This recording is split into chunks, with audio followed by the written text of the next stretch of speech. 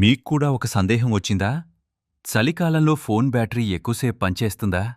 చాలామంది అవుననే అనుకుంటారు. కాని అసలు నిజం మాత్రం కొంచెం భిన్నంగా ఉంటుంది. ఎందుకో ఇప్పుడు సులభంగా తెలుసుకుందాం. మన స్మార్ట్ఫోన్లలో ఎక్కువగా లిథియం అయాన్ బ్యాటరీలు ఉపయోగిస్తారు. ఈ బ్యాటరీలో విద్యుత్ ఉత్పత్తి కావడానికి లిథియం అయాన్లు రెండు ఎలక్ట్రోడ్ల మధ్య ఉన్న లిక్విడ్ ఎలక్ట్రోలైట్ ద్వారా ఒకవైపు నుంచి మరోవైపుకు ప్రయాణిస్తుంటాయి. చలికాలంలో ఏమవుతుందంటే, ఉష్ణోగ్రత బాగా తగ్గినప్పుడు ఎలక్ట్రోలైట్లో విద్యుత్ ప్రసరణ సామర్థ్యం తగ్గుతుంది. దీంతో లిథియం అయాన్లు నెమ్మదిగా కదుల్తాయి.